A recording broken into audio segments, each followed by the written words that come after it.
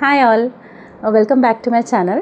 तो आज के वीडियो में मैं ऑब्वियसली आपने देखा होगा वैसे men's kurta cutting and stitching आपको सिखाने वाली हूँ।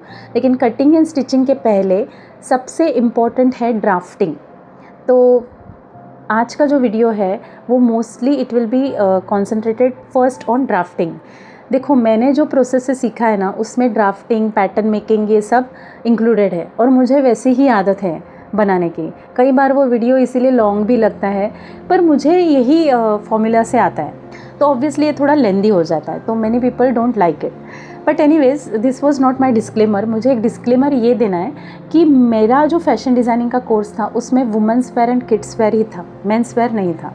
तो मैंने ये जो मेथड एक्सप्लेन की है वीडियो में, ये मैंने भी किसी और यूट्यूब चैनल से सीख के ही मैंने ये कुर्ते बनाए हैं। और in the past I have made using this formula only. मैंने अपने भाई के लिए, मेरे डैड के लिए, मेरे हस्बैंड के लिए ऐसे कुर्ते बनाए हैं एंड बहुत परफेक्टली फिटिंग आया है उनको। इसके लिए मैं ये मेथड आपके साथ शेयर कर रही हूँ। आज का वीडियो जो है वो मैं मेरे डैड के लिए बना रही हूँ कुर्ता, उसका मैं वीडियो शेयर कर रही हूँ।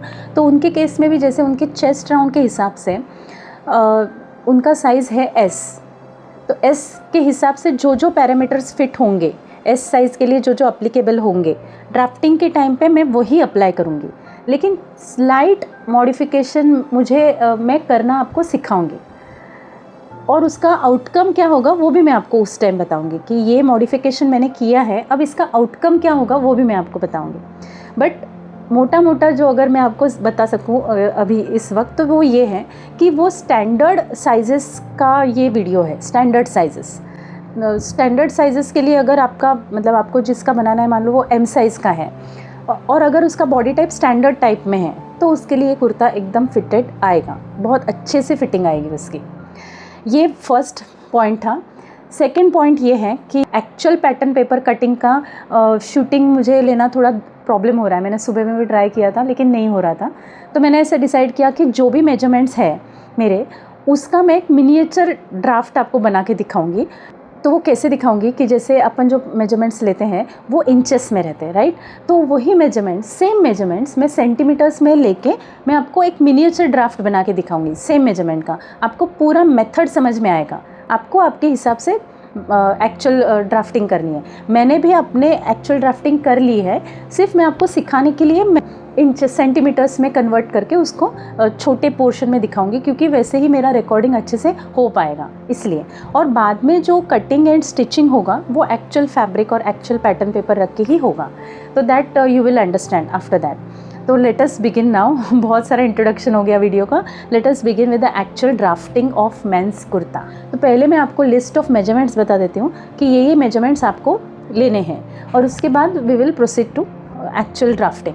देखो, सबसे पहले आपको ये मेजरमेंट्स लेने हैं, जिनका भी आपको कुर्ता बनाना है उनके आपको ये मेजरमेंट्स लेने हैं। शोल्डर मेजरमेंट, चेस्ट राउंड और स्टमक मैंने इसलिए लिया है क्योंकि मुझे पता था कि वो उनका चेस्ट राउंड से भी ज़्यादा स्टमक है। तो जो भी आपको रीजन लगता है कि ये एरिया आपके शोल्डर से या नॉर्मल डायमेंशन से भी ज़्यादा हो, एक्सीड हो रहा हो थोड़े फ़र्क से, तो आप उसका भी डायमेंशन लिख के रखो ताकि आपको ड्राफ्टिंग में माइनर एडजस्टमेंट आप कर सको accordingly.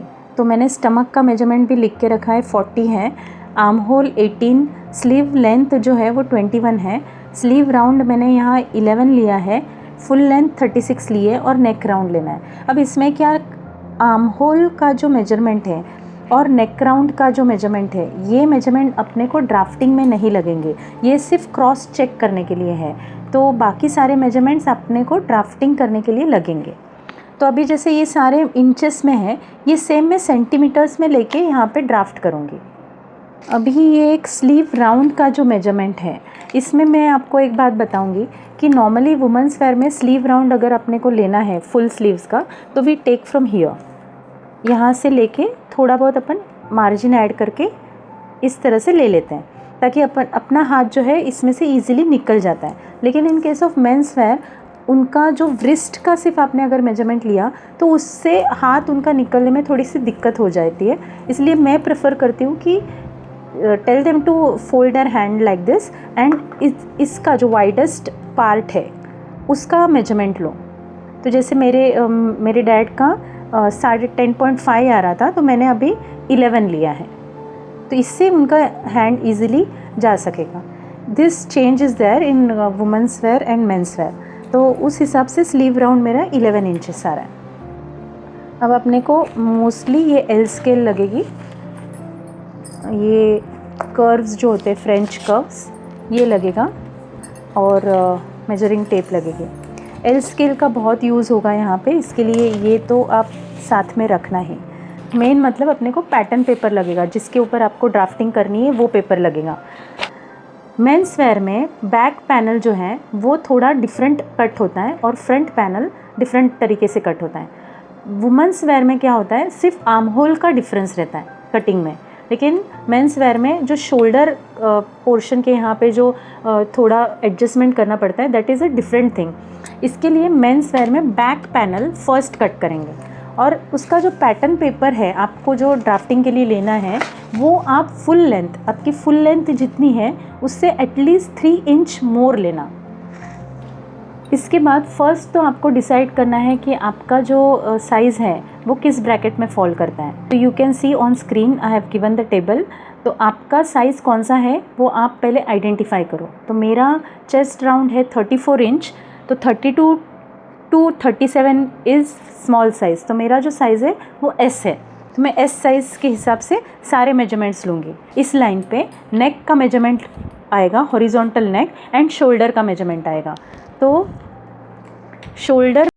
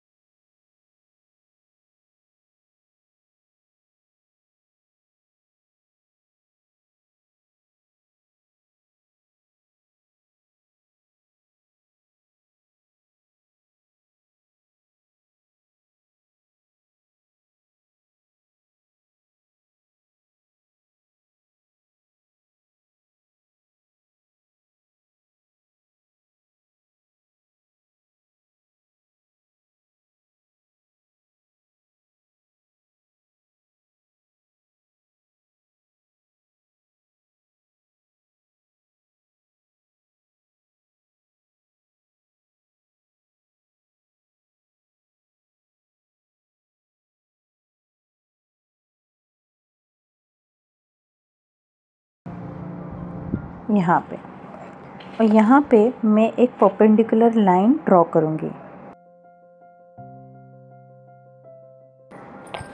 Now see there is a difference between men's wear and women's wear. यहाँ पर भी अपने केस में वुमेंस वेयर में जब अपने को यहाँ चेस्ट राउंड का मेजरमेंट इस लाइन पे जब अपन मार्क करते हैं तो वो ऑलमोस्ट यहाँ तक आ जाता है, तो अपने को यहाँ से कर्व देना इजी हो जाता है। लेकिन in case of men's where जो chest round 1/4 of chest round का जो मेजरमेंट आता है that is almost equal to half of the shoulder. तो जैसे मेरे केस में 1/4 ऑफ चेस्ट राउंड वॉज 8.5, तो 8.5 और हाफ ऑफ शोल्डर वॉज 8, तो एकदम ही 0.5 यहाँ पे आएगा। तो मैं यहाँ पे आर्म होल कर्व मार्क नहीं कर सकती, इसलिए we have to give certain extension यहाँ से, तो वो स्टैंडर्ड है। एस स्मॉल साइज़ में 2 इंच मुझे एक्सटेंड करना है, मीडियम साइज़ में 2.5, एल में 3 एंड एक्सएल में 3.5, तो मैं 2 इंच यहाँ पे एक्सटेंड करूँगी। तो देखो जब मैं ये 2 इंच एक्सटेंड करूँगी तो मेरा यहाँ का जो मेजरमेंट है वो 10 इंच आएगा। तो ये जो पोर्शन है मेरा वो 10 इंच है अभी। तो तो 10 इंच इंटू 4 मतलब 40 इंच होगा। ओवरऑल गारमेंट जब बनेगा तो उसका जो सरकमफ्रेंस होगा वो 40 इंच का होगा, मतलब उतनी साइज़ रहेगी। तो मेरा जो स्टमक पोर्शन है वो भी 40 इंच का है। सी हियर, तो मैं आपको यहाँ पे एडजस्टमेंट करना सिखा रही हूँ। तो वो जो स्टमक पोर्शन है वो भी 40 इंच का है। तो अगर मैं इसी मेजरमेंट से कुर्ता बनाऊँगी ना तो स्टमक के यहाँ पे बहुत टाइट हो जाएगा, क्योंकि ज़रा भी लूजिंग नहीं रहेगी उसमें। इसीलिए मुझे क्या करना है, यहाँ से आधा इंच और देना है। आधा inch, only half inch. Half inch का मतलब क्या होता है, 2 इंच आपको लूजिंग मिलेगी ओवरऑल गारमेंट में। तो इंस्टेड ऑफ 40 मेरा ये जो गारमेंट है वो 42 इंच का बनेगा। तो जो लूजिंग है स्टमक के पोर्शन में वो प्रॉपर आएगी। अब इसका जो आउटकम ये भी होगा कि स्टमक के यहाँ से तो लूज़ आ जाएगा, लेकिन क्योंकि ये स्ट्रेट कट होगा कुर्ता, तो चेस्ट के यहाँ से इंस्टेड ऑफ 34 42 बन जाएगा। तो काफ़ी लूज़ हो जाएगा वो। तो या तो आपको वहाँ से शेप देना पड़ेगा after your garment stitched final, या मेरे डैड का जैसे एज ज़्यादा है तो उनको लूज़ ही प्रेफर करते हैं। वो बहुत ज़्यादा टाइट फिटिंग या फिटिंग वाला गारमेंट उनको नहीं पसंद आता, तो उनके लिए वो वर्क करता है। इसके लिए मैं यहाँ 0.5 इंच ज़्यादा दे रही हूँ। इस तरह का अगर एडजस्टमेंट करना हो आपको तो आप कर सकते हो। तो मैंने ये एडजस्टमेंट किया हुआ है। आर्म होल कर्व ड्रॉ करना है अभी अपने को। उसके लिए वर्टिकली मुझे एक पॉइंट देना है।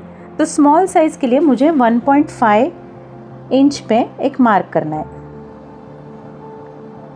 आप देख सकते हो स्क्रीन पे आपके हिसाब से कौन सा मार्क करना है।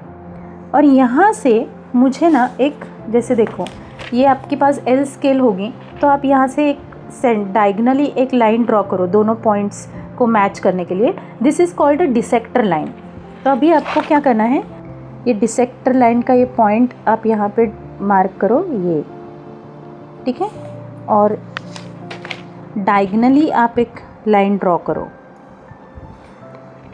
ये पॉइंट आपने मार्क किया 1.5 इंच, और डायगनली स्मॉल साइज़ के लिए मुझे 0.75 इंच मार्क करना है। तो 0.75 यहाँ पे आता है, तो यहाँ पे, तो ये तीनों पॉइंट्स मैच करने हैं मुझे।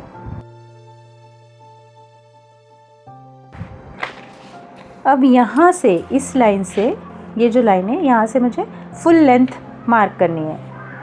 तो फुल लेंथ मुझे 36 मार्क करनी है। तो I will extend this line first. यहाँ से I will mark 36।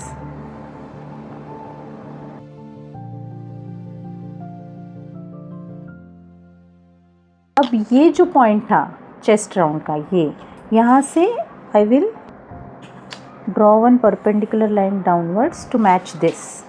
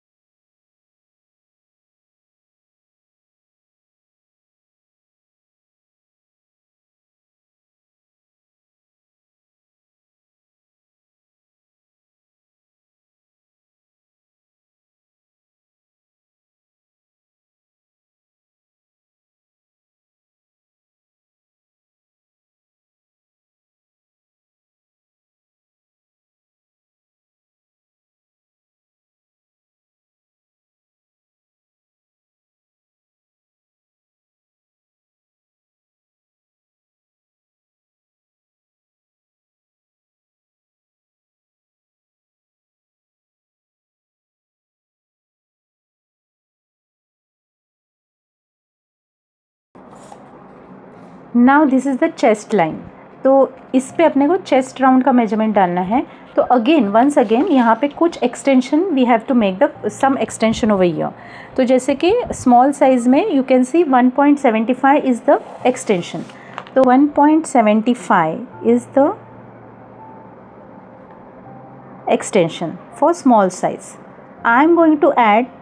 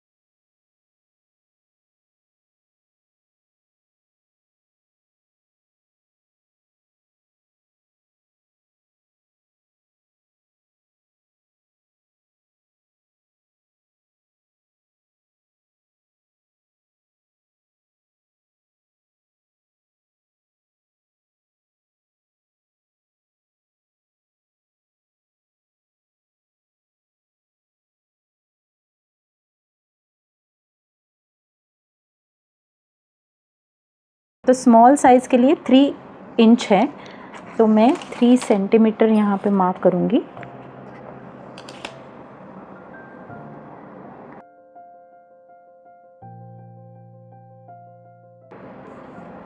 For the sleeve width, sleeve की विड्थ के लिए 1/4 of chest round you have to take. Now 1/4 of chest round in my case was 8.5, so I will mark 8